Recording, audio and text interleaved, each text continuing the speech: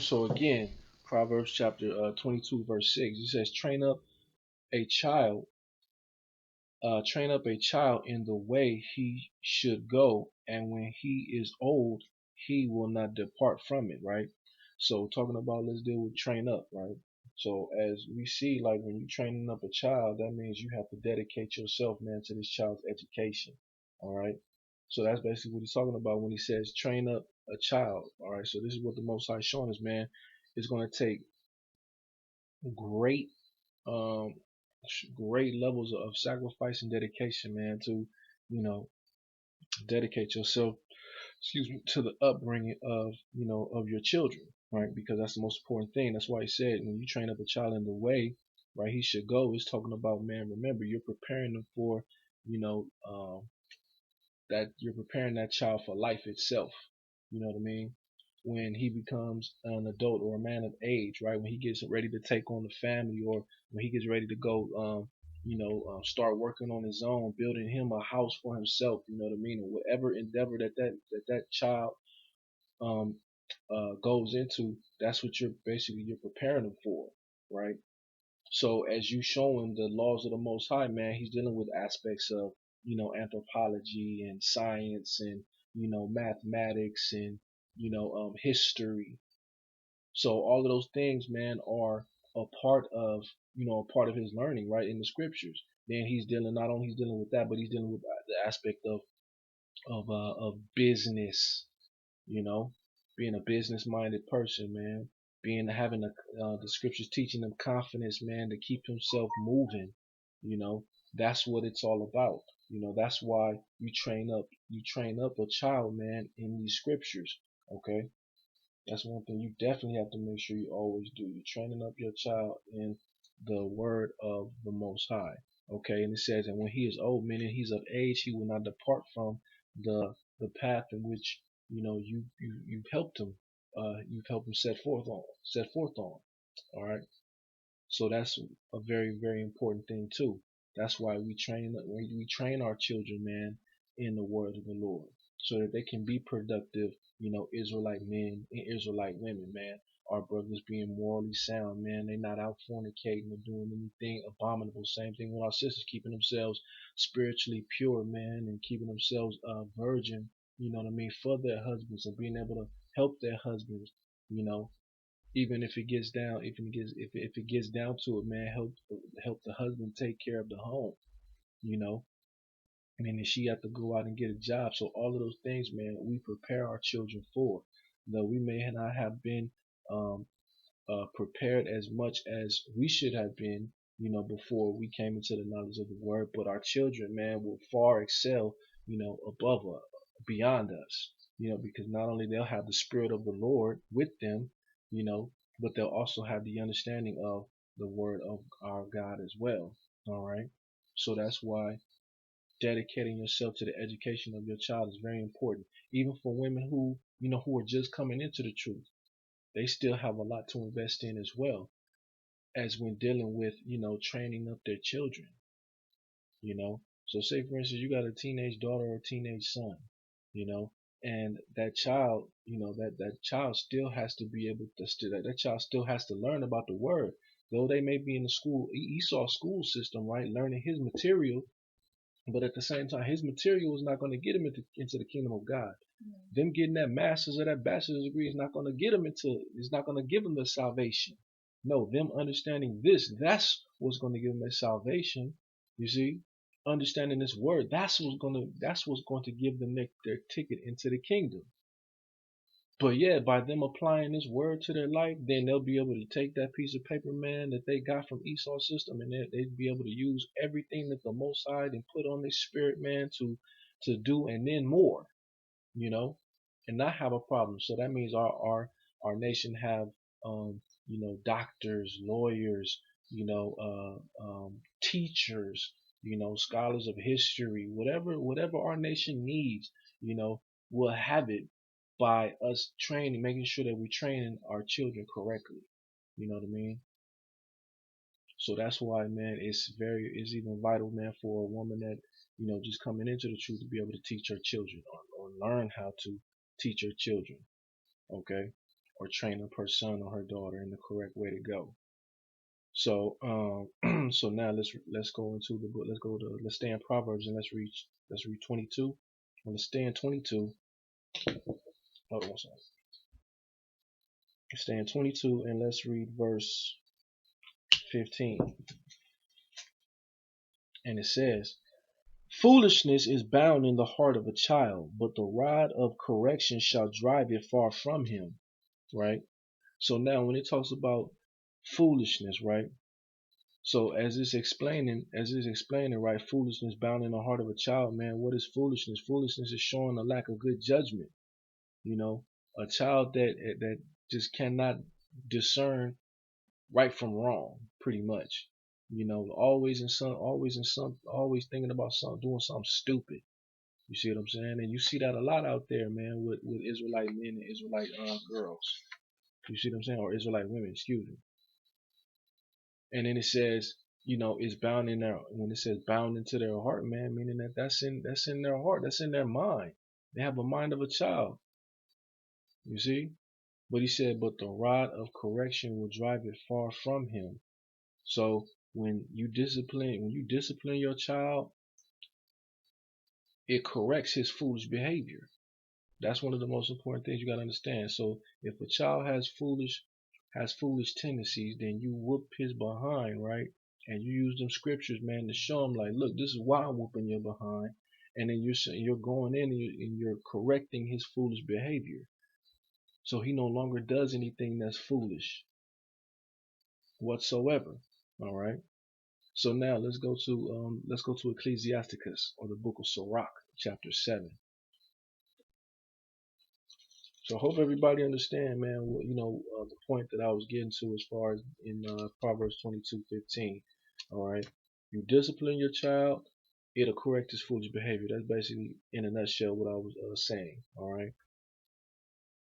That will be bound in his mind. You discipline him, it should correct his behavior. So let's deal with that. Let's go to, like I said, Ecclesiasticus chapter 7.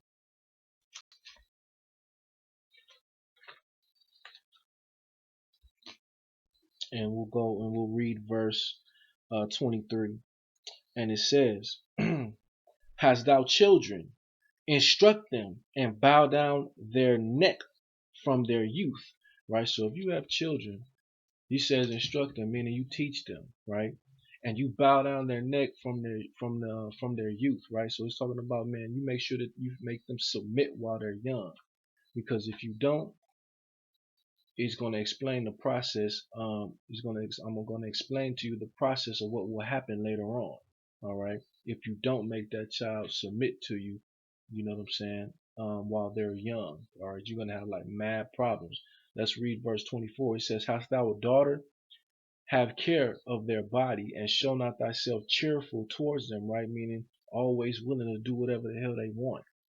You see what I'm saying? That's what it means by show thyself not cheerful to them, man. Don't always do everything that they ask you to do. Mama, give me these shoes. Mama, give me this backpack. Mama, give me this. Mama, give me that. Why? Because now you're spoiling the child now. You're literally destroying. That's why it says, man, a gift, a gift destroyeth. So what is it? What is that gift, man? You sitting there bribing them with all the material possessions, right? So he says, "Have a care of their body, and show not thyself cheerful," right? Cheerful towards them. "Marry thy daughter, and thou shalt have performed a weightier matter, but give her unto a man of understanding. Hast thou a wife after thy mind? Forsake her not. But give not thyself over to a light woman," meaning a woman that is sexually promiscuous or stupid. He says, "Honor thy father with thy whole heart, and forget not the sorrow of thy mother." So he says, honor thy father with thy whole heart, and forget not the sorrow of your mother. All right. So remember, your parents, man, went through hell. You know what I mean, to raise you. That's why he said, man, don't never forget what they've done. You see what I'm saying? Okay. So now let's go to Deuteronomy 21 in verse 18. Let's read this. So now when he talks about, remember I said bow down their neck while they're young, right? So this is why you're supposed to bow down their neck while they're young. So let's get the book of Deuteronomy 21.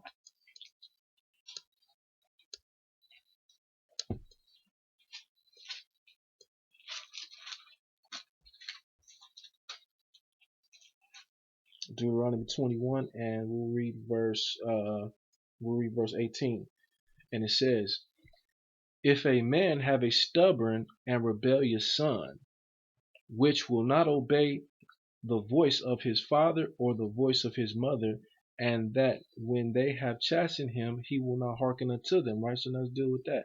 So he says, if a man have a stubborn, meaning a son that refuses to change, right, and obey the rules, okay, that's what it means, stubborn and rebellious, all right. So remember, after you done corrected them a certain amount of times, they just don't want to listen. They still don't want to change. They don't want to hearken into the rules of the household or anything like that. All right. This is what the Most High has set forth, right? So after you corrected that man, and they still don't hearken unto you, right? I'm gonna say man or a woman, all right, son or a daughter. If you rebuke them and you tried to correct them and they still ain't hearkening unto you, this is what the Lord said that you were supposed to do. He said, "Then shall his father and his mother lay hold on him," so they supposed to grab his behind and take him unto what? Unto who? Bring him out unto the elders of his city and unto the gate of his place. And they shall say unto the elders of his city, "This our son is stubborn and rebellious," right? So we're in Deuteronomy chapter 21 and verse 18. Okay. Excuse me, verse 18. We read verse 18, 19. Now we're on verse 20. So he says, "And they shall say unto the elders of the city," so they're gonna bring their claim unto the elders. It says, "This our son is stubborn and rebellious. Our son, he refuses to change, and he won't obey the rules of our house. He will not do it, right? He will not obey our voice. He is a glutton and a drunkard." All right. And it says, "And all the men of this city shall stone him with stones that he die. So shalt thou put away evil from among you, and all Israel shall hear and fear." So this man was made a public example to the people because of his disobedience, right? So as I stated earlier, when you have one bad apple, it's going to spoil the rest of the other apples, right? So now it's going to make everybody else look bad, and then all of the other apples, shall I say, are going to want to follow suit with this. Okay, so you have one that's being rebellious, then the rest of them are going to also be rebellious. All right, so everybody's saying, "Well, dang, he ain't listening to his father, his mother. I can do the same thing." So that's basically what's going on. That's why the Most High said, "Stone him with stones." So remember, they made diligent inquisition of the matter first. They just didn't jump and say, "All right, he don't want to listen to you, stone him with stones." No, they made they had to go through a process to make sure, like, okay, everything that the parents were saying about this man was true. You see what I'm saying? Eyewitness accounts, all of that stuff, man. The elders were not foolish men. Okay, that's why I said the elders have to make diligent inquisition. All right. So now it says, so it says, so, "And all Israel shall hear and fear." So everybody, damn man, you heard about Stevie J yesterday, man. That brother got put to death. Why? What happened, man? That Negro, man, he did not want to listen to his moms, his pops. Man, they took him to the elders, and they gave him the judgment, man. They stoned him to death. What? Yeah, man, they stoned him to death. Oh, man, I'm gonna teach my son he can't do that, you know. So that's what it was basically for, man, to make a public example, you know what I'm saying, out of those who wanted to continue being disobedient to their parents. Remember, that's why we had went to when we had went to the scripture earlier when it explained about cursing his father or his mother. If a man curseth his father or his mother, you know what I mean, he shall surely be put to death, meaning that he damaged the reputation of his parents, man, in front of the eyes of the people, you know, and is not obeying his parents, man, and he had to die. And this was an example of that in the book of Deuteronomy 21 and 18. So this is actually an event that happened. Okay. So now let's read on. So let's go back to Ecclesiasticus chapter 30, and we'll get verse 1.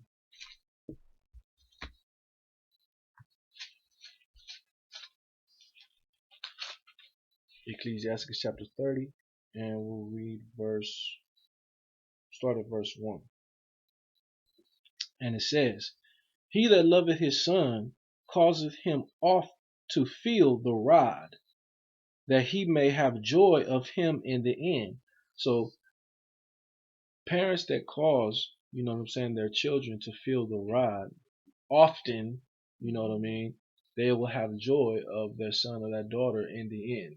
Okay. So it's showing you, man, the aspect of discipline that has to be set forth, right? You have to constantly correct your children, man, for the foolishness or the foolish mistakes in which they're making, right? Because they make those foolish mistakes when they're grown, man. Those mistakes are critical. You see? Critical. All right.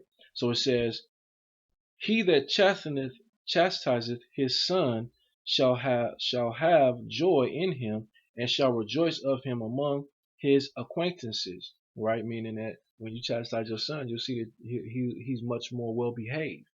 Right, much more well behaved, well mannered, and people will see that. Your acquaintances will see that. It's like, oh man, he's a very disciplined young man. You'll see that. But you've been installing that chastisement within your children, man, for a long time, right? And you causing them often to feel the rod, man, when they do foolish things. So that's why as parents, man, we can't be afraid to beat our children or to whoop on them, right? The world says no, you should never hit your child. That's that European philosophy. No, don't beat your child. Put him in a corner. Time out. Time out. No, that crap don't work for us. Now I'll put it to you this way. You know how the Most High calls us to feel the rod often? Well, you seen all them hangings, lynchings, burnings, and all of that? That was the belt of the Most High. That's how he whooped our behind. Every time. Slavery is how he chastised us. A nation ruling over us, murdering our people, killing, robbing us, looting us, right? The Most High take away his protection. Okay, so you want to do all of that iniquity and those abominable things? Then guess what? I'm gonna just fall back. I'm gonna take my protection away from you, and I'm gonna see how you gonna fare at that point. And then, as you see, he bring his belt out, and then bam, the nations start beating up on us, and we don't like that. And then that's when we start crying, man, and turn back to the Most High. All right, but let's read on. So he says in verse 3, He that teacheth his son grieveth the enemy, and before his friends he shall rejoice of him. So he that teacheth his son grieveth his enemy, right? So it's a quote, man, by Malcolm X, I believe. I'm just gonna paraphrase it, but it says, if how in the world you gonna allow your enemy to teach your children, right? Mm-hmm. So what kind of mess is that? So your enemy, when he teaches your children, he's teaching your child to be exactly like him. You're not teaching your child to be exactly like you in your image, right? Having your disciplines and your mannerisms and so on and so forth, right? And upholding yourself right, right? It says, He that teacheth his son grieveth his enemy. So when a man teaches his son, when a woman teaches her son or her daughters, it grieves their enemies, right? And he says, and before his friends he shall rejoice of him. Though his father die, yet he is as though he were not dead. So when you have a son, right? Your son is like it's like your splitting image, right? And when you teach your son the ways, then it's almost like the father never died, because remember, the son is the one that carries on his father's name or his father's legacy, right? So now it says, for he hath left one behind him that is like himself. So my son, when I die, and then my son, he carries on, he's going to carry on my name. So it's going to be like Chaarash never left, right? Because my son is going to be the one to continue the good works and continue to fight the good fight, right? And to keep the laws, the statutes, and the commandments, okay? Better than I did myself. He says, while he lived, he saw and rejoiced in him. And when he died, he was not sorrowful. So, just like you see in certain situations, man, you have wicked children. The father, you're going to die in sorrow. You're like, damn, what I'm going to do, man? My children, man, they all messed up. Drug addicts, cocaine, crack, heroin fiends, all of that. Daughter's a prostitute, all of that, right? He's going to die sorrowful, you see? But a righteous man who builds up his son, who builds up his sons and his daughters in righteousness, they're not gonna have that problem. They're gonna die. They're gonna die in peace. They're gonna die with joy, knowing that their children are right. But let's read on. He says, having left behind him an avenger against the enemies, and one that shall requite kindness to his friends. Okay. So now let's read on. It says, so now let's read this.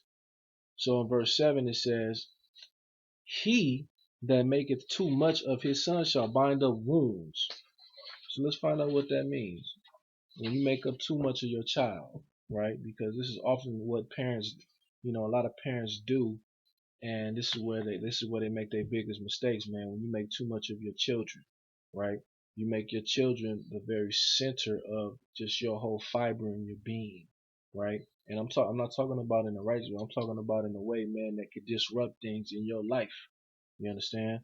So it says, he that maketh too much of his son shall bind up his wounds, right? So it says, so like, he'll make you grieve, because your child is spoiled now. You didn't give in your child everything he's ever wanted and all of that stuff. Now your child is spoiled. And it says, and his bowels shall be troubled at every cry. So when you don't give your child exactly what they want, they're gonna be sitting there pouting. They're gonna be sitting there, and then just throw a damn tantrum. That's why I said, man, he's gonna be grieved that his bowels gonna be troubled at every cry. You see? So let's read on. It says in verse 8, a horse not broken becometh strong. A horse not broken becometh headstrong. So what does that mean? When he says a horse not broken becometh headstrong, they not willing to do what you say no more. The horse ain't gonna regard your command because you ain't broke that horse. That's why he said, man, a horse not broken becometh headstrong. So it's the same thing with a child. When you don't break that child, right, the child is going to become headstrong. Meaning he's not, as he gets older, the child is no longer going to regard anything that you say, right? So he's not going to be willing to do nothing that you say, man. Son, go make me a sandwich. Hell no, you go make your own sandwich. What kind of stuff is that? Your son tell you, hell no, I ain't gonna make your sandwich. You see what I'm saying? Or you be like, take out the trash, son. No, you take out the trash. I'm not doing that. I'm playing my Xbox. That's why I said, man, he's gonna become headstrong. You try to discipline him, man, he gonna be that stubborn. He gonna be like that rebellious man that got put to death, right? In Deuteronomy 21 and 18. He gonna be just like that. And it says, and left, excuse me, and a child left to himself will be willful. So now when you do not correct that child, man, and you leave that child to himself, right, to make his own decisions, to do his own his own will, you leave that child to himself, it's gonna become willful. What does that mean? He'll start to do things deliberately. They'll start to do stuff deliberately just to piss you off, not listen to you, mock you. You know what I mean? What parent want to be mocked by their own child that they gave birth, that they gave life to? You see what I'm saying? Obstinate, refusing to change their behavior. They're not gonna change, man. No matter how much you correct them, they're not gonna change whatsoever. Ain't nothing you do that's gonna change them, man. When you allow a child, man, to be left to himself, man, they're gonna become willful. You understand? That's why we have to stay on top of our children. That's why the Lord said, you do what? You make sure you beat they behind. Beat they behind. So that you break them. So what do you do with a horse, right? You break the horse, right? Sometimes you gotta beat the horse a little bit. Yeah, go this way. Yeah, go this way, yeah. You see what I'm saying? But at the same time, man, that's what the Lord is talking about. So if you don't break that horse, the horse gonna buck up against you. Horse gonna buck against you every time, man. You try to put the saddle on it. Same thing with a child. When you try to get a child command and tell the child to do something, it's going to fight you tooth and nail, man. We can go on YouTube and see thousands of videos of children being disobedient. You see what I'm saying? And then the cold part about it is you got teachers that got to suffer for 8 hours dealing with that. They got to deal with that crap for 8 hours because you failed to do what you were supposed to do at home by training your child. Now they got to suffer for 8 hours dealing with your damn child. Your damn child trying to beat them up. You see what I'm saying? Somebody that's just trying to make a living and teach your child what they need, life skills that they need to learn so that they can get their damn college degree. You see? But that's what happens, man, when the scriptures are not being taught the way they should be taught, man. When you don't discipline your child, man, like I said, man, you make too much of your child, you're gonna bind up wounds, your bowels gonna be troubled at every cry, your child gonna be spoiled as hell, not gonna do what you tell them to do. You know what I mean? They gonna sit there, man, start being start refusing to change, do things deliberately, man, against you. You see what I'm saying? So, but let's read on. So he says, verse 9, conquer thy child, and he shall make thee afraid. Right? So he says, play with him, and he will bring thee to heaviness. So he says, conquer thy child, and he shall make thee afraid. Play with him, and he will bring thee to heaviness. Laugh not with him, laugh not with him, lest thou have sorrow in him, and least thou gash thy teeth in the end, right? So like you said, man, conquer thy child. What does it mean to conquer thy child? It's talking about you pampering your child all the time. Getting your child whatever they want. You pampering them. You basically spoiling them, right? And then he says, and he shall make you afraid. What does it mean to make you afraid? He's talking about how what? You gonna begin to regret. You're gonna begin to regret, man. You know what I'm saying? Spoiling that child, right? So all of the things, man, that child gonna end up doing, man, to you. You see, because you pampered him. Damn, he don't want to listen. He throwing he damn near 15 years old throwing temper tantrums in the middle of the store because his ass can't get a Snicker. You know, or he's sitting there being being teed off because you're not gonna give him that video game he wanted. And he gonna throw a temper tantrum in the middle of the store. These are things, man, that I've seen. But yet the parent, man, all they can do, man, now is just give in to their will. Give in to the will of the child. You ain't supposed to do that. You ain't supposed to do that. You see the Most High, he ain't never given to our will. He ain't never said, well, you know what, y'all don't have to keep the laws, man. I'll ease up on you. He's like, no. The agreement was you said you were going to keep all of the laws, statutes, and commandments as I commanded you this day, right? And if you don't, I'm going to whoop you with them curses. And what happened? We began to be We began to be that stubborn and rebellious son. And what happened to us? The Most High cast us off. Every single time we became obedient or obstinate, right? When we refused to change, the Most High was like, okay, go into captivity. That's gonna be your punishment. Go to your room. Go to the land of Edom and serve Edom.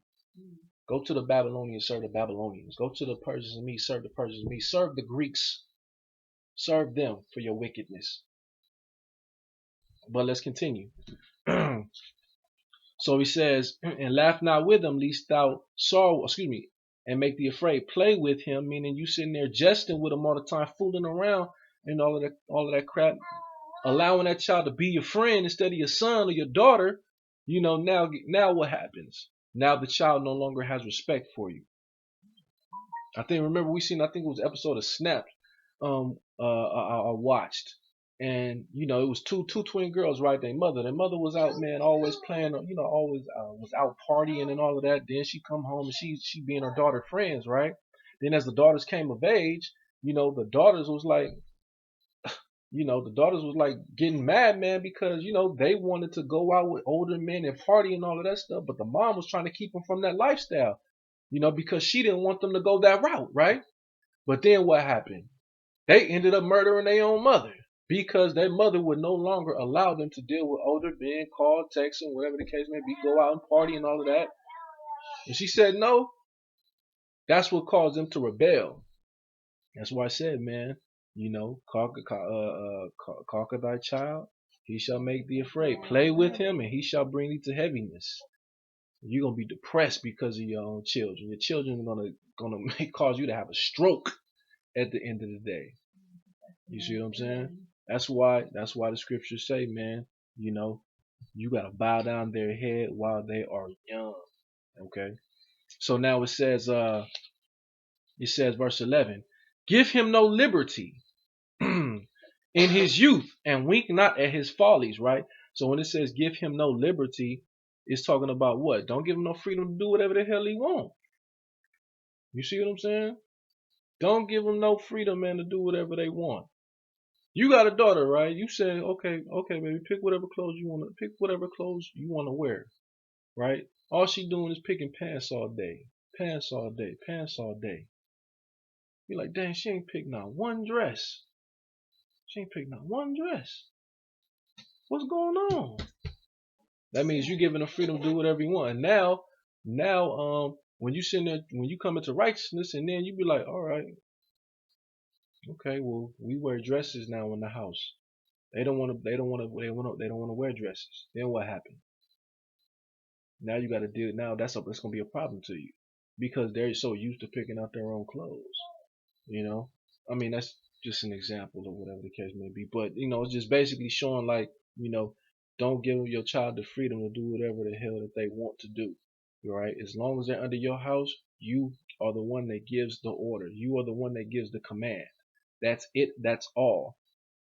It don't matter how old they are. If they're under your roof and under your authority, guess what? You run it. You run it. You run it. All right.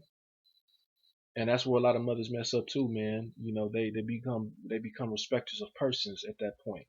They're willing to jeopardize the Most High, man, to appease their children. You see what I'm saying? Same thing with men. All right. But anyways, and he says, in his youth, wink not at his follies, meaning his foolish behavior. So foolish behavior, man, if you give him too much liberty, man, in his youth, right? Then, you turning a blind eye, man, to his foolish behavior. You know what I mean? You saying, I understand, I was young once. Go ahead, go ahead. You can stroke as many girls as you want. I'm like, are you serious? No. That means you winking at his follies, man.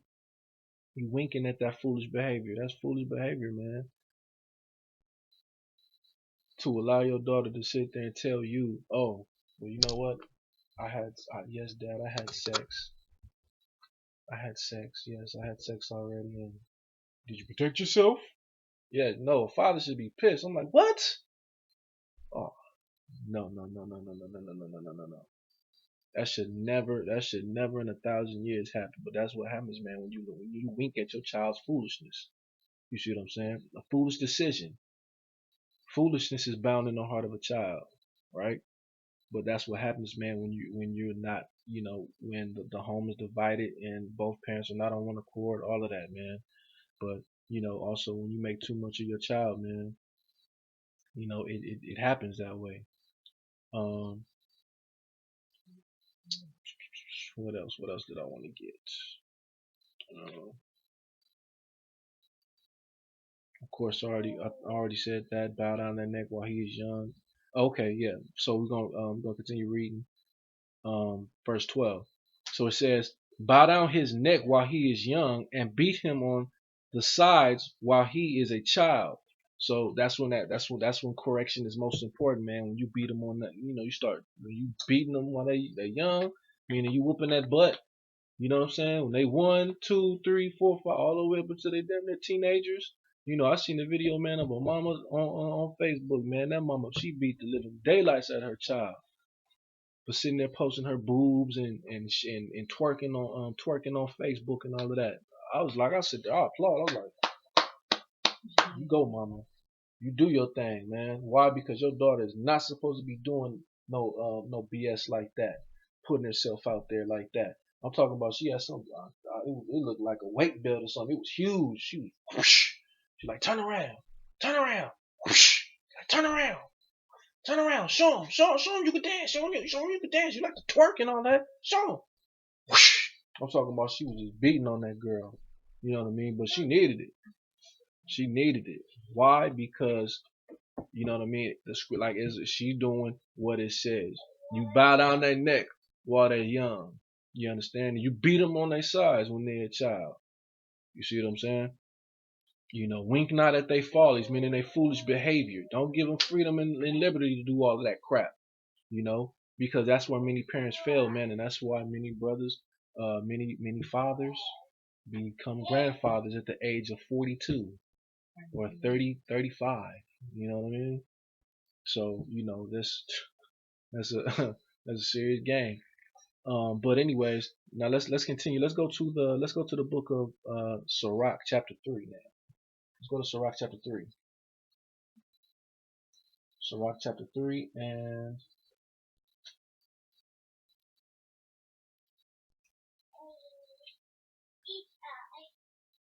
let's get verse 1. Sirach chapter 3 and verse 1.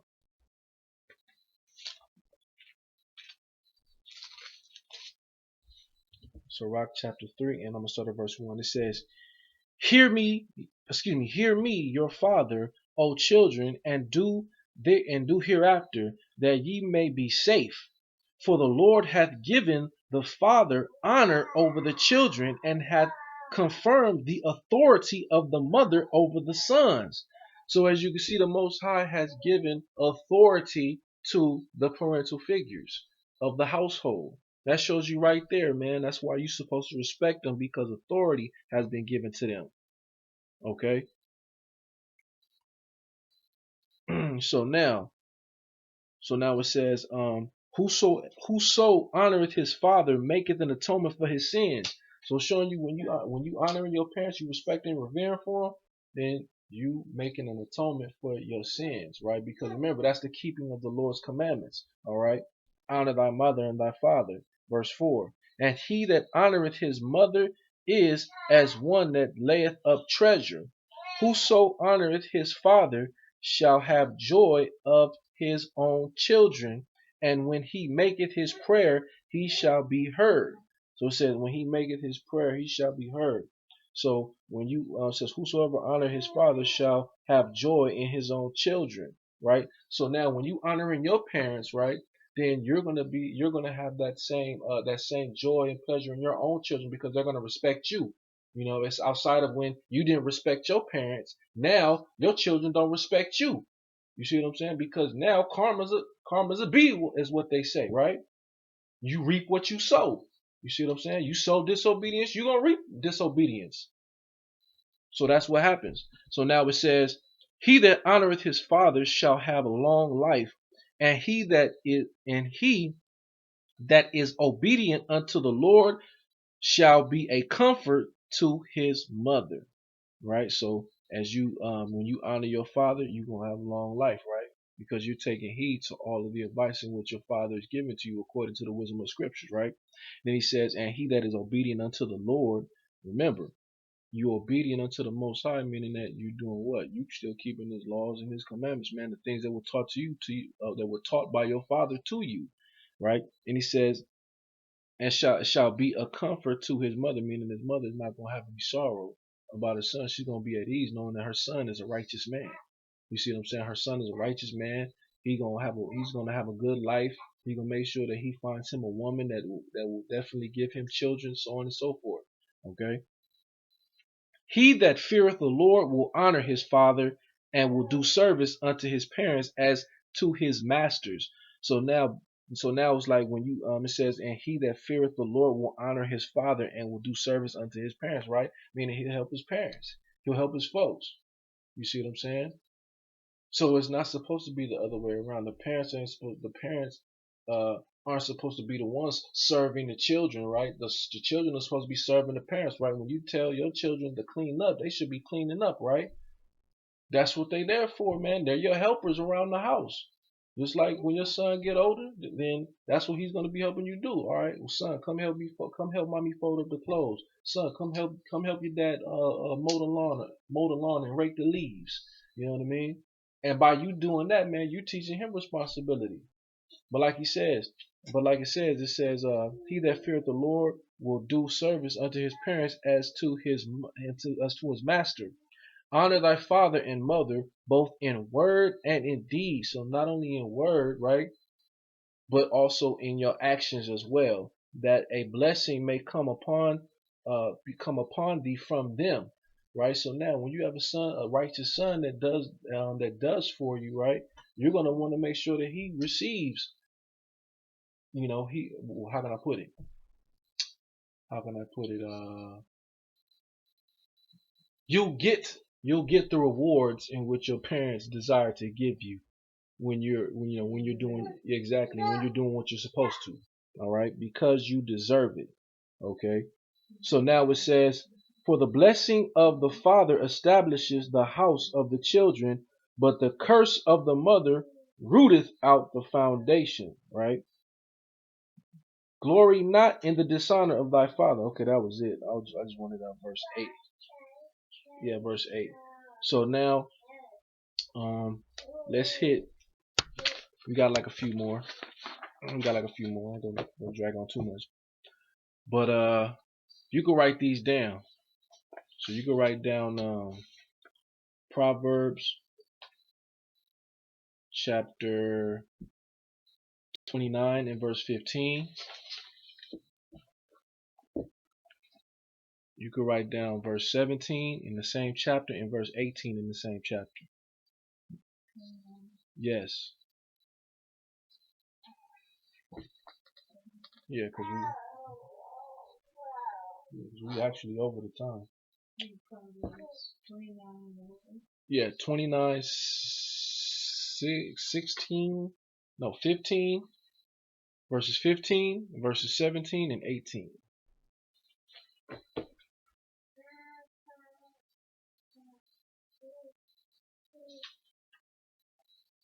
Then it said, yeah. And then you could write these down too. Should there be favoritism among uh the parents, right? And it says, and should you withhold correction? Okay. So then I gave the examples of Genesis chapter 37, right, dealing with Joseph, right? How Israel or Jacob, he loved Joseph more than all his children, you see? And it goes to show you in verse 10 how he rebuked how Jacob had rebuked Joseph, right, for because of the dream that he had dreamed, but being boastful about it, right? But Jacob still observed what Joseph had said, because it was a vision, and Jacob understood that the Most High sends people certain things, all right, certain dreams for a reason. Okay.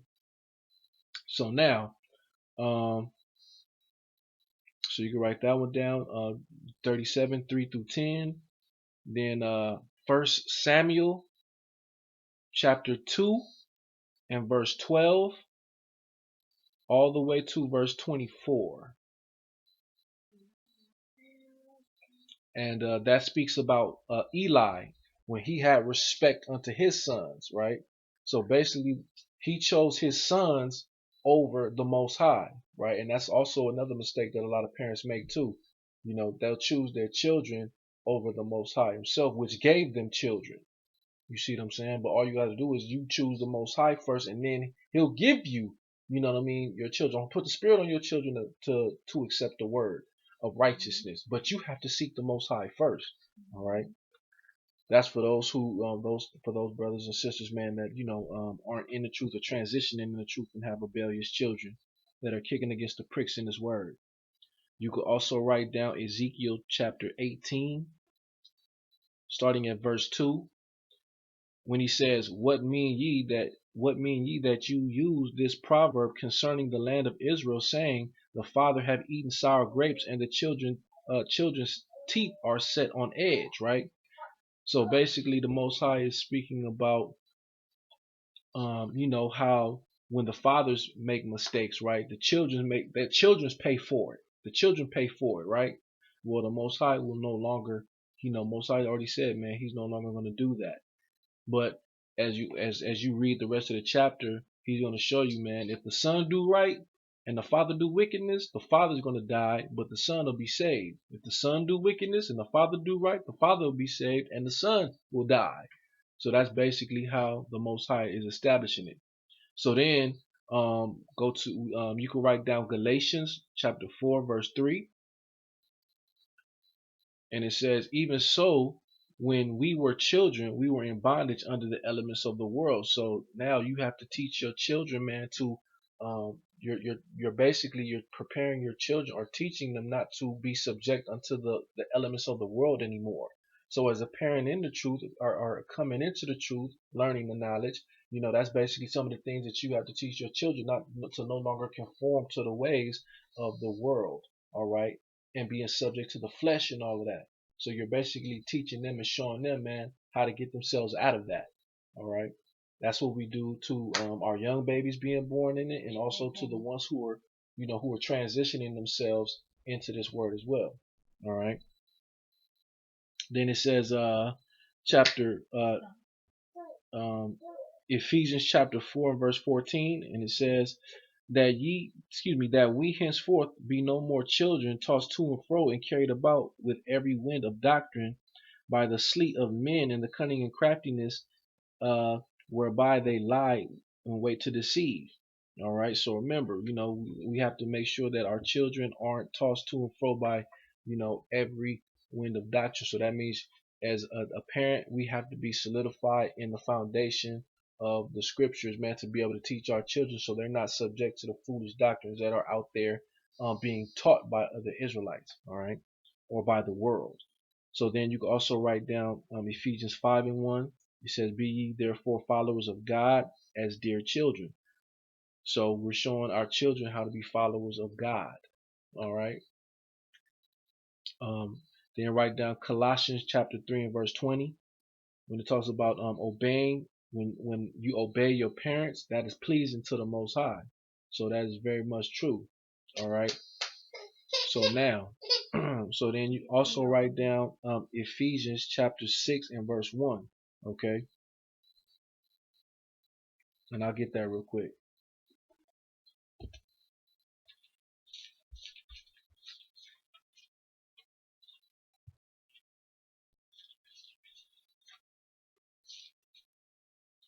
Ephesians 6 and 1. Children, obey your parents in the Lord, for this is right. So when he says obey your parents in the Lord, for this is right, he's talking about for this is right. That's righteousness when you're obeying your parents, all right? Okay, in the Lord. He says, honor thy father and mother, which is the first commandment with promise. Okay, so that's why he said, man, honor your father and your mother. All right, that's why he said, which is the first commandment with promise. So remember that you will be able to do what? As he says here in verse 3, that it may be well with thee and thou mayest live long on the earth. All right, so remember that's talking to you, that's showing you about being obedient. All right, so with that, those are the majority of the precepts, and there's more there's more that we'll be able to discuss. Basically, also dealing with like the aspect of father, of the, stepfather or stepmother and so on and so forth, right? In the truth. Okay, so that is another subject. I get more precepts on it. I'll go into it in detail. All right, because that is important too, man. Having a respect for, you know, the parental figures, right? So, one may think, well, I already have a biological father. I don't have to listen to this man that just came and married my mom, and my mom is accepting him, and so on and so forth, right? But in all actuality, that man, even though he may be a stepfather, that's still your father. The Most High is seeing that man as your father because he's with your mother, and he takes care of your mother. So that means off top, man, that you are his child. Okay, so that's a topic of discussion also that we'll definitely get into later. But I just wanted to give just the basic understanding of this first, and we'll definitely go more into it in another class. All right. And we'll also make sure, man, that we refine the understanding that is being given here tonight. So just definitely just bear with me, man. I get things in order. All right. And with that, we'll end our class right there.